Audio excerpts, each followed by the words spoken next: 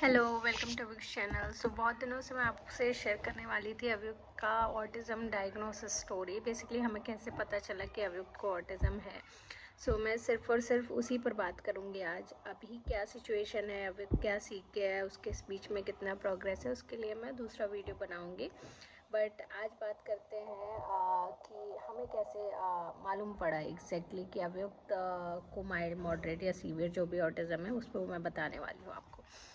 तो जब अभी 15 महीने का था और हम उसको यहाँ वहाँ डॉक्टर्स के पास लेकर भटक रहे थे कि बच्चे को क्या प्रॉब्लम है, इसको रोज़ क्यों फीवर आता है, तो उस समय उसकी सारी रिपोर्ट्स देखने के बाद हमें एक डॉक्टर हैं, डॉक्टर राजीव खन्ना, आर्कमिंटस हॉस्पिटल गुड़गांव में। अब उनके पास लेके गए तो उन्होंने अभियुक्त को 2 बार ऐसे ऐसे क्लैप करके बुलाया और उससे आई कांटेक्ट लेने का ट्राई किया, तो अभियुक्त ने नहीं देखा। तो उन्होंने बोला कि इसको ऑटिज़म है और इसको आपको थेरेपीज करानी पड़ेंगी, वरना ये बच्चे बोलते नहीं हैं।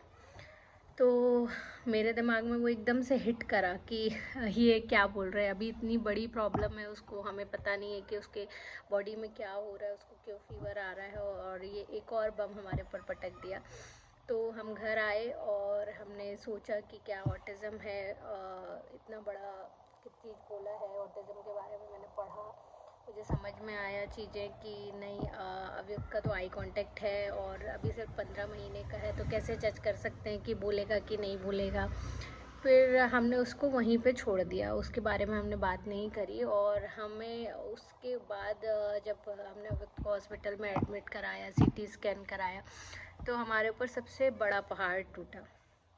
उसके बाद हमें कभी ऑटिज़म के बारे में सोचने का टाइम ही नहीं मिला अगले 18 महीने तक। जब अभियुक्त का पहला सर्जरी हो गया तो फॉलोअप में हम लोग, क्योंकि पहला सर्जरी उसका फेल हो गया था, तो हमें उसको मेडिसिन स्टार्ट किया हमने। और जैसे ही उसका मेडिसिन स्टार्ट हुआ, उसने जो बैबलिंग करना था और आई कांटेक्ट था, क्योंकि वो दोनों चीज़ों की वजह से हो सकता है। एक तो वो मेडिसिन बहुत हार्ड था उसकी वजह से, या फिर जिस एज में 18 महीने से 2 साल की एज में रिग्रेस होते हैं बच्चे, तो हो सकता है कि उसको रिग्रेशन हुआ हो, उसकी वजह से उसने आई कांटेक्ट देना बंद कर दिया और वो कम्प्लीटली नॉन वर्बल हो गया, उसने बिल्कुल बैबलिंग भी बंद कर दी।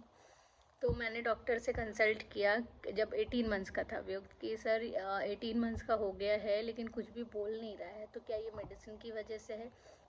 तो डॉक्टर ने बोला कि नहीं, ऐसा कुछ कोरिलेशन हमें पता तो नहीं है, बट नेक्स्ट टाइम जब आप एडमिट करोगे नेक्स्ट मंथ, तो हम लोग इसका असेसमेंट करा लेंगे सीडीसी में। सो दिस वे जब नेक्स्ट मंथ हमने अभियुक्त को एडमिट किया, गंगाराम हॉस्पिटल में उसका ट्रीटमेंट चल रहा था, तो हम लोग सीडीसी पहुंच गए इसका असेसमेंट कराने के लिए। तो 2 साल की एज में अभियुक्त को कुछ भी नहीं आता था, एकदम ब्लैंक था बच्चा। और तबीयत ख़राब थी ऑब्वियसली बहुत ज़्यादा, तो वेट भी बहुत कम था, रिस्पॉन्स भी चीज़ों का कम था। तो उस समय डॉक्टर ने हमें कोई कंक्रीट असेसमेंट नहीं दिया। उन्होंने बोला बहुत छोटा है, आप थेरेपी स्टार्ट कर दो और फिर हम लोग फिर से 6 मंथ्स के बाद असेसमेंट करेंगे। तो हमने बोला ठीक है भाई। हम उसको नोएडा लेके आए, एक थेरेपी सेंटर लेके गए जो गंगाराम से एसोसिएटेड था, वो हमें पसंद नहीं आया। फिर हम दूसरे टिकल्स नोएडा करके जो सेंटर है, हमने वहाँ पे रेगुलर उसकी 6 months speech therapy, occupational therapy कराई। तो वहाँ से हमें थोड़ा तो रिज़ल्ट मिला, मतलब बाय द एज ऑफ 2.5 साल वो सारे शेप्स रिकॉग्नाइज करने लगा था, सारे अल्फ़ाबेट्स रिकॉग्नाइज करने लगा था। साउंड्स नहीं आए थे, बैबलिंग नहीं कर रहा था, एकदम म्यूट था, बट बहुत सारी चीज़ें उसकी पॉइंटिंग आ गई थी, आइडेंटिफिकेशन आ गया था। सो जब नेक्स्ट 6 मंथ्स के बाद हमने फिर से असेसमेंट कराया, उस समय हमें बोला गया कि अभियुक्त को सीवियर डायग्नोसिस है, जबकि मैं ये मान के चल रही थी कि 2.5 साल का है बच्चा और अभी सारी चीज़ें आइडेंटिफाई कर लेता है, तो सीवियर तो नहीं आएगा, माइल्ड ऑटिज़म तक आएगा। तो या ऑटिज़म स्पेक्ट्रम से बाहर हो जाएगा, speech delay, sensory processing disorder और बाकी की चीज़ें कुछ भी हो जाएगा, बट ये नहीं होगा।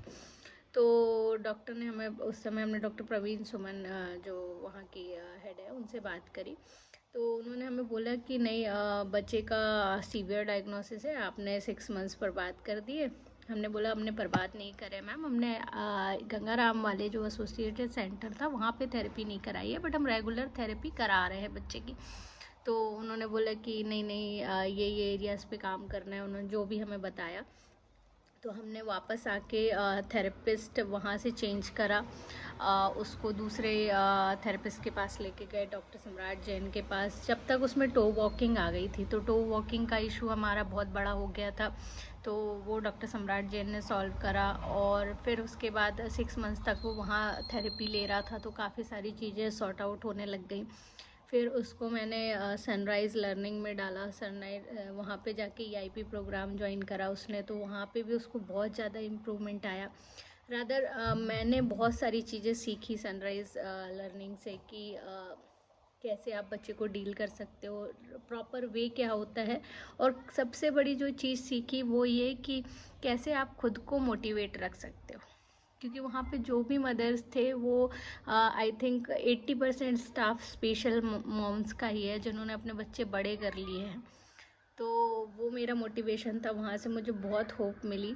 और फिर जब अभियुक्त का फाइनल सर्जरी हो गया, तो फिर हम लोगों ने इंदौर डिसाइड करा शिफ्ट होने का, और हम इंदौर आ गए। और यहाँ पे मुझे क्योंकि बहुत अच्छे थेरेपिस्ट नहीं मिले, तो मैंने अभियुक्त के साथ घर से काम करना शुरू करा। और जहाँ पे अभी कम्प्लीटली नॉन वर्बल था, अभी वो अपनी नीड्स कम्युनिकेट करता है, उसकी स्पीच डे बाय डे बहुत क्लियर हो रही है। और मैं बोलूँगी बहुत इम्प्रूवमेंट है अभियुक्त में। तो मैंने अब आते हैं कि मैंने अपने बच्चे का जो डायग्नोसिस था उसके साथ डील कैसे किया। तो मेरे लिए ये बहुत बड़ी बात नहीं थी, क्योंकि जो दूसरी चीज़ थी वो इतनी बड़ी थी कि उसके सामने ऑटिज़म कुछ भी नहीं है। इनफैक्ट अगर मेरा बच्चा नहीं भी बोलता तो भी मेरे लिए वो कोई बड़ी बात नहीं होती, वो मेरे लिए तब भी उतना ही स्पेशल होता है, बिकॉज़ उसकी लाइफ बच गई और वो अच्छा है, हेल्दी है, खा रहा है, पी रहा है। इससे ज़्यादा बड़ी चीज़ कुछ भी नहीं हो सकती। क्योंकि एक टाइम था जब मैं पूरे 2 साल तक अभियुक्त को एक स्पून खाना खिलाती थी और वो तुरंत वॉमिट कर देता था। उसने 2 साल तक खाना भी ठीक से नहीं खाया है। इट इज़ नॉट बिकॉज कि वो पिकी ईटर था या कोई और इशू था, बिकॉज वो इतना हैवी मेडिकेशन पे था कि मैं बता भी नहीं सकती। और जब हम उसको हॉस्पिटल में लेके एडमिट होते थे, तो वहाँ पे आप ये मानिए कि हर बच्चा अपनी ज़िंदगी को लेके जंग लड़ रहा था, एकदम हेल्दी नॉर्मल। एक दिन पहले उनका ज़िंदगी एकदम ठीक था और एकदम से सब कुछ बदल गया। तो उन पेरेंट्स को देख के मुझे लगता था कि बस बच्चा ठीक हो जाए, ऑटिस्टिक रहे, नॉन वर्बल रहे, कोई इशू नहीं है, बस बच्चा हेल्दी रहे।